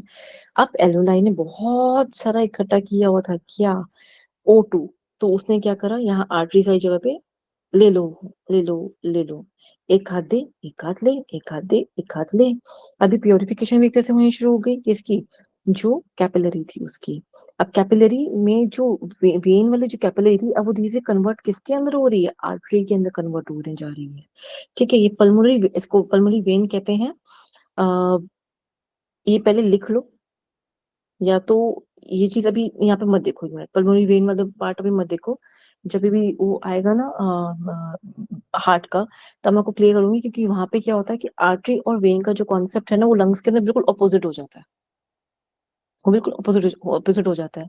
तो अभी तो आप कंफ्यूज कर जाओगे, जब तक आपको वो अच्छे से आपकी आंखों के आगे आएगा नहीं ना, तब तक ये वाला पार्ट आपका जो पोर्शन है वो बिल्कुल कंफ्यूज कर जाओगे। तो अभी ये मत देखो, ये वाला पार्ट मत देखना अभी, ठीक है, इसको मत देखना अभी। तो अभी सब ये देखो, यहाँ पे ये आया, ठीक है, CO2 ले लिया और O2 दे दिया जी, दे दिया, बहुत अच्छी बात। Oxygen diffuses into the red blood cells. क्यों रेड ब्लड सेल्स? क्योंकि उसके पास हीम है, हीमोग्लोबिन है। इस हीमोग्लोबिन की वजह से ही ऑक्सीजन उसके अंदर ट्रैप हो पाता है। हमने एंडोक्राइन ग्लैंड्स के अंदर भी ये बात पढ़ी थी कि हार्मोन उन्हीं के पास जाके बाइंड होते हैं जिनके पास उनके रिसेप्टर्स होते हैं।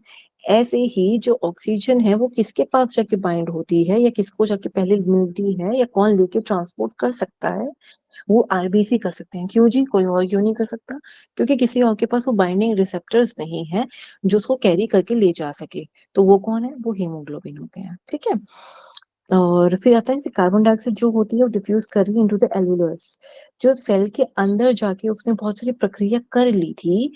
और बहुत सारी शरीर में जितनी भी जगहों पे जो जो एरिया थे, जहाँ जहाँ पे सेल अपनी प्रक्रिया कर रहा था, उसको ऑक्सीजन चाहिए थी, ऑक्सीजन से उसने एटीपी बनाई, ग्लूकोज वगैरह बनाया करा, उसको एनर्जी चाहिए थी, सब कुछ बनाया करा और CO2 बाहर निकाल दिया, जो उसका वेस्ट प्रोडक्ट बनता चला गया।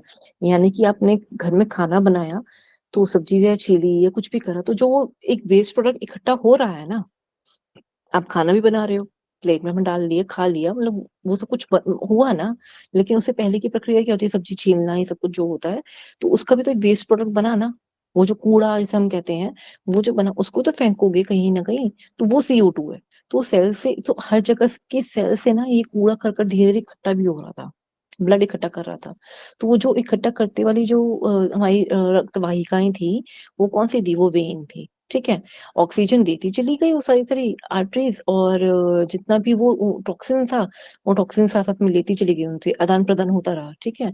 और ऐसे ही करते करते करते करते धीरे धीरे वो एक आर्टरी से वेन के अंदर तब्दील हो गई। ठीक है। और ये रहा कैपिलरीज में। ठीक है। तो ऐसे वो तब्दील तब्दील हो गई, मतलब वो चेंज हो गई इसके अंदर। ठीक है। अभी एक चीज और देखते हैं यहाँ पर। अब यहाँ पे देखते हैं जो from the pulmonary artery. Pulmonary artery मतलब कि ये आया है वो ब्लड जो कि हमारा कहाँ से आया है? ये आया है हमारा ब्लड हार्ट से। ठीक है। ये हमारा हार्ट से ये वाला ब्लड आया है जिसके अंदर ऑक्सीजन नहीं है, -O2 वाला। मैंने जैसे कहा कि आर्टरीज जो होती हैं हार्ट की, वो होती है +O2 वाली, ये -O2 वाली है। क्योंकि दोनों के जो सिस्टम है उल्टा अपोजिट होता है। एक बार आप इसे ठंडे दिमाग से क्लास के बाद फिर से पढ़ोगे, क्लियर हो जाएगा। मैं बार बार बोल रही हूँ, अपोजिट फंक्शंस होते हैं, इस वजह से थोड़ा कंफ्यूज कर सकते हो, लेकिन कंफ्यूज होना नहीं है। ठीक है। यहाँ पल्मोनरी वेन लिखा हुआ है, जबकि आर्टरीज में, यानी कि जो ब्लड में जो कार्डियक वाले सिस्टम में हम पढ़ते हैं, उसमें जो वेन होती है उसके अंदर -O2 वाला होता है, उसके अंदर ऑक्सीजन नहीं होता। लेकिन यहाँ उल्टा है, यहाँ इसको ऑक्सीजन मिल गया है। अब ये कहाँ लेके जाएगा? ये लेके जाएगा हार्ट के अंदर, कि ये लो जी, आपको ऑक्सीजनेटेड ब्लड मिल गया। ठीक है। ऐसे करके वो लेके जाएगा। ठीक है। फिर आता है कैपिलरीज थी यहाँ पर, ये जो पतली लेयर देख रहे हैं आप, ये वाली, ये सारी कैपिलरीज है। ठीक है।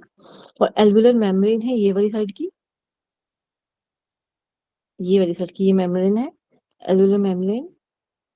और ये कैपिलरीज, थोड़ा सा जूम करते हैं, आई थिंक ठीक रहेगा। ठीक है। फिर रेस्पिरेटरी मेम्ब्रेन आ गया। ठीक है। आप देखिए अच्छे से इन्होंने कैसे कैसे बाइंड कर रखा है। डायग्राम को अच्छे से देखिए, ये ब्लैक लाइन जो सर्कल कर रखा है ना, इतना एरिया, फिर ये इतू सा एरिया, फिर ये इतना सारा एरिया, और ये बिल्कुल ब्लू कलर की झिल्ली सी जो है। ठीक है। सिर्फ ये वाला, ये सब सरफैक्टेंट फ्लूइड। ठीक है। इसका आपको कोई वैसे जरूरत नहीं है, पर एक फ्लूइड होता है जिसकी वजह से उसका तापमान जो कहते हैं ना, एक नमी बनी रहती है उसके लिए। ठीक है। अभी बताइए क्या इतना पोर्शन अभी क्लियर है? आपको जरा सी भी कंफ्यूजन होगी, डोंट वरी, वो सब कुछ आप एक बार रीड करोगे ना, सारा दूर हो जाएगा। पर ये मेजर इंपॉर्टेंट पॉइंट्स थे जो मैंने आपको समझाने थे, जो मेजरली इस चैप्टर में है भी यही। बाकी सब कुछ तो बहुत जनरल है, समझने वाली चीज भी सिर्फ यही है। ठीक है। जी एग्जाम में मैम। वैसे, हाँ एग्जाम में वैसे आपसे ये डिफ्यूजन वगैरह इतना नहीं पूछा जाएगा, but to understand what exactly is going on, वो यहाँ पे समझने वाली चीज ये थी। ठीक है। एक बार यहाँ पे इसको देख लेते हैं फटाफट से, क्विकली देख लेते हैं इसको। ठीक है। रेस्पिरेटरी मेम्ब्रेन जो है is made up of alveoli and capillary walls, जो हम समझ चुके हैं कैपिलरी क्या चीज है और एल्वुलाई क्या चीज है। ठीक है। एल्वुलाई है रेस्पिरेटरी का पार्ट, और कैपिलरी है हमारे ब्लड का पार्ट, ब्लड वेसल का पार्ट। फिर आता है respiratory membrane is very thin, हाँ जी, मेम्ब्रेन जो है बड़ी थिन है। So diffusion occurs quickly. Alveoli are basic unit of gas exchange. सबसे छोटी इकाई अगर हम कहें गैस की एक्सचेंज की, तो किससे कहेंगे? एलुलाई को कहेंगे। जैसे पूरे शरीर की हमारी इकाई कौन सी है? सेल मानी जाती है ना। और नर्वस सिस्टम की न्यूरॉन मानी जाती है। तो गैस एक्सचेंज के अंदर, मैं सेल की बात नहीं कर रही हूँ, गैस एक्सचेंज के अंदर सबसे छोटा जो सूक्ष्मता पे जो कार्य कर रहा है वो कौन है? वो एलोलाई अकेला है। ठीक है, बेसिक यूनिट, इसको याद रखिएगा, बेसिक यूनिट। ठीक है। द एलोलाई आर बंचेस, गुच्छे हैं किसके? छोटे छोटे एयर सैक्स के, यानी कि छोटे छोटे एयर बलून्स कह सकते हैं। और जो मैंने बोरी बताया था, छोटी छोटी बोरियां बनी हुई है। और ये हमारे कहाँ होती है? लंग्स के अंदर होती है। When we breathe in, they fill with air. तो ये हवा से भर जाते हैं जब हम ब्रीथ इन करते हैं। तो जैसे वो इन्फ्लेट हो जाते हैं, गुब्बारा फुलाते हैं हम, गुब्बारा फुलाते जैसे फूल जाता है ना, जैसे हमने हवा डाली और धीरे धीरे करके फूल सा चला गया। एग्जैक्टली ये भी ऐसे दोनों हो जाता है जैसे हम ब्रीथ इन करते हैं। ठीक है। फिर alveoli are covered in tiny capillary, यानी कि ब्लड वेसल्स का जो पार्ट है कैपिलरी, उसे ही कवर्ड हुआ होता है। कौन? एलुलाई। ये गुब्बारा था, और गुब्बारे के बाहर जो है छोटी सी एक लेयर बनी हुई है किसकी? कवर है, मतलब उसका क्या? ब्लड वेसल का। ब्लड वेसल कौन से वाली? कैपिलरी वाली। ठीक है ना, आर्टरीज ना वेन, उससे कवर नहीं है, कैपिलरी से कवर्ड है। ठीक है। और ये कैपिलरीज ही हमें हेल्प करती हैं किसके अंदर? हमें, ताकि हम कैपिलरीज ही हेल्प करती हैं आर्टरीज और वेन के अंदर कन्वर्जन के लिए। ठीक है। मैं कन्वर्जन का मतलब आपको समझा दिया होगा क्या है। ठीक है। Gases can pass through thin walls of each alveoli and capillary. जितने भी गैसेस हैं उनका आदान और प्रदान यहाँ पे एलुलाई और कैपिलरी के बीच में होता है। और कोई ऐसी चीज नहीं जिसके अंदर गैसेस एक्सचेंज हो पाता है। हालांकि हमारा योग क्लियरली बताता है कि हमारी बॉडी में बड़े ही 5 प्रकार की वायु है, 5 प्रकार की एयर होती हैं, वो एरिया वाइज है। ठीक है। तो वहां भी हमारे गैशियस एक्सचेंज हमारा वहां भी होता रहता है। पर जो मेजर पार्ट है वो यहाँ पे आता है, प्राण वायु जिसे हम कहते हैं। असली वो जो ये है वो ये वाला माना जाता है। इसलिए ही प्राणों को गुरु भी कहा जाता है। तो यही वो रीजन है यहाँ पर। ठीक है। किसकी वजह से? यहाँ पे जो एक्सचेंज है, असली जो प्राण, सॉरी, असली जो वायु का जो हमें जरूरत है हमारी बॉडी के अंदर, प्राण की जरूरत है, वो यहीं से हमें मिल रही है, क्योंकि ऑक्सीजन मिल रहा है। और साथ में हमारा पूरा भी हमारी बॉडी में से बाहर निकल रहा है, विच इज CO2। क्लियर? ठीक है। एक बार यहाँ पे ये देख लेते हैं फटाफट से। External respiration, I really I am hoping कि आप सबको क्लियर हो रहा है, मैं भाग नहीं रही हूँ। यस मैम, सही। ठीक है। यस फिर मैम, क्लियर है। Thank you. फिर एक्सटर्नल रेस्पिरेशन क्या होता है? Pulmonary gas exchange. पल्मोनरी मतलब लंग्स। ठीक है। तो ये इनका गैस एक्सचेंज क्या हो रहा है यहाँ पर एक्सटर्नल में? Exchange of gases between blood and the alveoli. ठीक है, यानी कि वो उसके अंदर एल्वोलाई के अंदर और ब्लड के अंदर वो जो चेंज हो रहा है, एक्सचेंज हो रहा है वो। अब oxygen movement into the blood. अब वहां से तो उसने ले लिया एल्वोलाई से, मतलब पहले कैपिलरी ने ले ली, कैपिलरी ने उसको तो, जो सर्कुलेशन में भगाना था उसने ब्लड के अंदर, मतलब उसने उसको दे दिया। अब ये चेंज स्टार्ट हो गई। अब ये ऑक्सीजन भागेगा पूरे शरीर के अंदर। आज जो जी, आज जो होली है, दिवाली मनाते हैं, आज जो जो जो जो जो जो दिए दिए जलाएंगे, दिए जलाएंगे। और एक्चुअली में दिए जलाएंगे। क्यों? ये क्योंकि ऑक्सीजन जो तो बर्निंग का काम करती है, लाइटिंग का काम करती है, उत्तेजना का कार्य करती है। ऑक्सीजन होती है वो जलाने का काम करती है, फायर का काम करती है। ठीक है। तो जब हम इसलिए फूंक मारते हैं तो वो कैंडल वगैरह बुझ जाती है, क्योंकि हम जो हम फूंक मारते हैं उसमें से निकलती है कार्बन डाइऑक्साइड। ठीक है।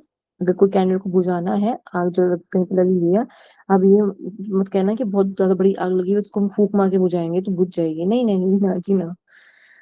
कुछ छोटी सी है, वो हमारी फूंक के बराबर, उसका जो फूंक है हमारी, वो उतनी कार्बन डाइऑक्साइड वो झेल नहीं सकती, सिर्फ उतने लेवल तक का ही कार्बन डाइऑक्साइड उस पर असर करेगी, मतलब उतने लेवल तक का ही, जितनी छोटी वो जो होती है, छोटा सा फायर होगी उतनी। ठीक है। बाकी ऑक्सीजन जो होता है जलाने का कार्य करती है। एयर एंटर करती है लंग्स के अंदर, फेफड़ों के अंदर एंटर कर लिया। अब इसके पास contains more oxygen and less carbon. ठीक है। जो एयर थी लंग्स की, उसके पास था बहुत सारा ऑक्सीजन और बहुत कम carbon dioxide. Then the blood flows in the pulmonary capillaries. यानी कि इसने क्या कहने को प्रयास करा यहाँ पर, इन्होंने वो कहने का प्रयास कर रहे हैं कि जो ब्लड, एक तो लंग्स के अंदर आ रहा है और एक लंग्स से बाहर जा रहा है। ठीक है, जो अंदर आ रहा है वो -O2 है और जो बाहर जा रहा है वो +O2 है। वो ये कहने की कोशिश कर रहा है सिंपल सी भाषा में। ठीक है, फिर आता है सॉरी फिर आता है जो O2 मूव करता है बाय डिफ्यूजन। डिफ्यूजन मतलब वही आदान प्रदान की हम बात कर रहे थे, वही ग्रेडियंट वाला, कि जहां कम होगा उस तरफ चीज बाहरी तरफ से उसको बैलेंस करने के लिए अंदर की तरफ आएगी। ठीक है, ऐसे ही ये सेम कह रहा है, वो डिफ्यूजन की वजह से वो जो O2 था वो अंदर की तरफ उस एरिया के अंदर लोअर कंसंट्रेशन की तरफ आ ही गया ये शब्द, लोअर कंसंट्रेशन की तरफ आएगा। जहां पे लोअर कंसंट्रेशन मींस जहां पे उसकी कमी है उस तरफ जाएगा। ये शब्द आ गया है, यही इंपॉर्टेंट है, और हो सकता है कि अगर क्वेश्चन बनेगा भी तो इसी चीज से बनेगा। बाकी तो बेसिक क्वेश्चन बनेंगे, अगर इन डेप्थ क्वेश्चन पता यहाँ से तो वो यहीं से बनेगा, इन चीजों से बनेगा। ठीक है, फिर पल्मोनरी कैपिलरीज जो होती हैं गेन करती है, पल्मोनरी कैपिलरीज की बात कर रहे हैं यहाँ पर, वो गेन करती है ब्लड, ब्लड गेन्स ऑक्सीजन। जो पल्मोनरी की जो कैपिलरीज हैं उनको क्या मिलता है, ऑक्सीजन मिलता है। फिर carbon dioxide movement out of the blood, यानी कि ब्लड में से क्या निकल गया, कार्बन डाइऑक्साइड निकल गया। O2 ले लिया और दूसरे हाथ से क्या दे दिया, कार्बन डाइऑक्साइड दे दिया, जाओ जी जाओ, ले जाओ, जाओ पीछे छोड़ाओ हमारा, घर साफ करो हमारा। ठीक है, इन्होंने उसको दे दिया, जाओ जी जाओ। ये रहा आता ना गाना, गाड़ी आया वाला, गाड़ी आया कचरा निकाल, ऐसे भी कुछ गाना है ना। तो बस ये समझिए कि वो ये चीज वही पे यहाँ पे यही हो रही है। ठीक है, इन्होंने कचरा निकाल दिया। Blood returning from the tissues has higher concentration of carbon dioxide। जितने भी ब्लड का जो टिश्यू था उन सबके अंदर भर भर के कार्बन डाइऑक्साइड, मतलब इतनी सारी कार्बन डाइऑक्साइड थी उनके पास, बहुत ज्यादा गंदगी थी, बहुत ज्यादा। Then air in the alveoli. ठीक है, जबकि एल्वोलाई के अंदर कार्बन डाइऑक्साइड इतनी थी ही नहीं, इसलिए हायर टू लोअर ग्रेडेंट की तरफ चला गया, हायर टू लोअर की तरफ चला गया। ठीक है, फिर pulmonary capillaries blood gives up carbon dioxide, और पल्मोनरी कैपिलरी ने क्या कर दिया, कार्बन डाइऑक्साइड को ले लिया। ठीक है, सॉरी दे दिया। ठीक है, और इसे क्या हुआ, दे दिया, यहाँ गिव्स अप की बात हो रही है, दे दिया। अब देने की वजह से ही क्या हुआ, वो कार्बन डाइऑक्साइड हमारे शरीर से बाहर चली गई। ब्लड लीविंग द लंग्स, वो वाला वो रक्त जो फेफड़ों को छोड़ते हुए बाहर की तरफ जा रहा है, मतलब इस ऑक्सीजन रिच, सॉरी ये वाला जो है ब्लड जो है, अभी बाहर वाला नहीं है, जो ब्लड जो है जो बाहर जा रहा है लंग्स से, वो blood, blood leaving the lungs, जो फेफड़ों से जो रक्त बाहर निकल रहा है वो ऑक्सीजन युक्त है और कार्बन डाइऑक्साइड उसके अंदर नहीं है। ऐसा रक्त कहाँ जाएगा, हमारी हार्ट के अंदर जा रहा है। ठीक है, ये मैंने आपको डायग्राम समझा दिया है, ये बहुत इंपॉर्टेंट डायग्राम है। इसको प्लीज एक बार फिर से आराम से देखना, प्रयास करना कि इसका भी आप एक बार एनिमेशन अगर आप देख पाए तो बिल्कुल क्लियर हो जाएगा। ठीक है, मतलब जो समझाया है वो छप जाएगा आपके दिमाग में। आपको एग्जाम पॉइंट ऑफ व्यू पे आप समझे कि आपको दोबारा समझने की नीड ही नहीं होगी अगर आपने अभी जाके इसकी एक एनिमेशन देख ली तो। ठीक है, चलिए फटाफट से इसको कंप्लीट कर लेते हैं, थोड़ा सा ही रह गया सिर्फ। ओह, खत्म ही हो गया। Then I want to show you some diagrams. चलें, oxygen diffusion from alveoli into the blood and CO2 from the blood in the alveoli. ये सेम लाइन को रिपीट कर दिया उन्होंने। फिर आता है inside RBC oxygen attached to haemoglobin, जो मैंने आपको बताया था कि रक्त में ही क्यों ऑक्सीजन पकड़ा जाता है, क्योंकि रक्त में हीमोग्लोबिन होता है जो उसको एज अ रिसेप्टर काम करता है, ऑक्सीजन को ले जाने का कार्य करता है।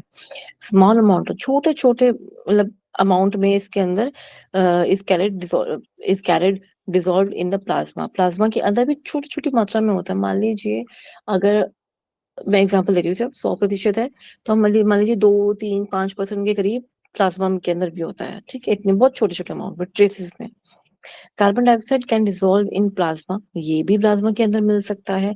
And about 70% forms by carbonate ions, यानी कि अगर कार्बन डाइऑक्साइड जब वो लेता है ना ब्लड, हर सेल से हर जगह से जब वो ले रहा है तो वो क्या करता है, अगर कार्बन डाइऑक्साइड जब वो प्लाज्मा के साथ मिल जाती है तो एक कार्बोनेट आयंस बनाती है, बाय कार्बोनेट आयंस ये बनाती है।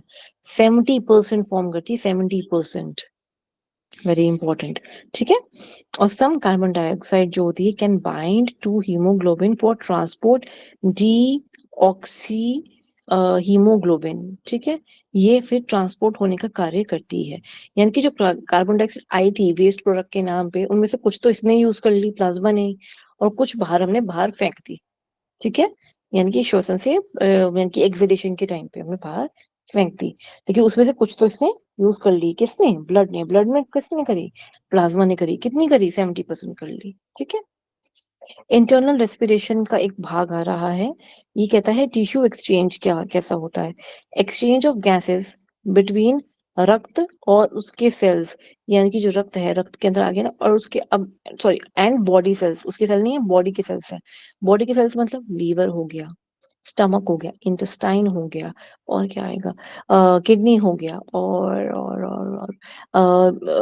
ये हमारी हड्डियां हो गई, जिन पूरी बॉडी की जितनी भी हमारी जो मांसपेशियां हैं वहां पे हो गया, फिर ब्रेन हो गया। इन सब में जाके बॉडी सेल्स के साथ ये गैस एक्सचेंज करेगा। कौन? ब्लड करेगा। ब्लड में कौन? हीमोग्लोबिन। हीमोग्लोबिन क्यों? उसके पास ऑक्सीजन बहुत सारी, वो कटोरों में भर भर के, सैक्स में भर भर के लेके गया है, ठीक है। अपनी बोरी भर भर के लेके गया है वो, इसलिए वो हर बॉडी सेल के पास जाके उनको ऑक्सीजन प्रदान करेगा। लीजिए ऑक्सीजन आ गई, नॉक नॉक नॉक, लीजिए ऑक्सीजन आ गई, ऐसे करके हो जाएगा। अब ये ब्लड कौन सी वाली से जाएगा? आर्टरी वाली से जाएगा। आर्टरी सी होती है जो हमारा ब्लड में ऑक्सीजन कैरी करती हैं। इसके अंदर अभी हार्ट का रोल आएगा, इसलिए नेक्स्ट चैप्टर आपका क्या होगा? हार्ट का होगा, ठीक है। अभी इसको देख लेते हैं, 2 लाइनें और रह गई। An opposite reaction to what occurs in the lungs, ठीक है। बिल्कुल अपोजिट रिएक्शन होता है किसका? जो लंग्स में हो रहा है, carbon dioxide diffuses out of the tissue to blood. यानी कि जो कार्बन डाइऑक्साइड है वो किस में चली जाएगी? टिश्यू से लेकर ब्लड के अंदर चली जाएगी। टिश्यूज में से निकाली और ब्लड के अंदर चली गई, और ये oxygen diffuses from the blood into the tissue. ये दो कार्य जो है वो आपस में उल्टे चलते हैं, ठीक है। मतलब कार्बन डाइऑक्साइड तो निकल के टिश्यू से निकलकर ब्लड में चली गई, carbon dioxide equal to tissue to blood, ठीक है। अब वही ऑक्सीजन जो थी वो किसमें गई? ब्लड से निकलकर टिश्यू के अंदर गई। यहाँ क्या हो रहा है? प्रक्रिया उल्टी हो रही है, ठीक है। तो वो यही समझाने की कोशिश कर रहे हैं यहाँ पर, ठीक है। अब ये वाला जो है, ये सेम टू सेम वही चीज है, और ये अब आपका रिपीट होगा किसके अंदर? कार्डियक साइकिल के अंदर आपका ये रिपीट होगा, ठीक है। इसके अंदर कुछ और है तो नहीं, एक बार देख लो। कैसे goes in and out with the oxygen। ये मेरी ही बात को इन्होंने यहाँ पे बस इस डायग्राम के अंदर रिपीट कर दिया गया है, ठीक है। हार्ट के साथ इन्होंने जोड़ के बता दिया है। जो मैंने आपको हार्ट का सिर्फ बोल बोल के बताया, इन्होंने यहाँ पे डायग्राम के समेत यहाँ पे दिखा दिया एक बार, ठीक है। इसी के साथ आपका respiratory chapter, respiratory system chapter जो था वो हुआ समाप्त। अब आप मुझे बताइए, किसी को किसी भी प्रकार का कोई भी प्रश्न या डाउट आया? अगर नहीं है मुझे आप अभी बताएं, ताकि हम कल के चैप्टर को या कल के अध्याय में इसको डिस्कस करेंगे, अगर अभी भी समझ नहीं आया तो। लेकिन मैं एक बार आप सभी से गुजारिश करूंगी, प्लीज एक बार घर जाके मतलब क्लास के बाद जब आप फ्री हो जाते हैं शाम को या रात को, इसको प्लीज एक बार फिर से रीडिंग दे, एनिमेशंस देखें, क्योंकि जो 2D वर्जन होता है डायग्राम्स का, स्पेशली इन एनाटॉमी, वो इतना क्लियर हो नहीं पाता, ठीक है। उसको समझने का प्रयास करेंगे हम सब, और जितनी कोशिश आप कर सकते हैं प्लीज कीजिए, ताकि हम आगे बढ़ सके। ओके।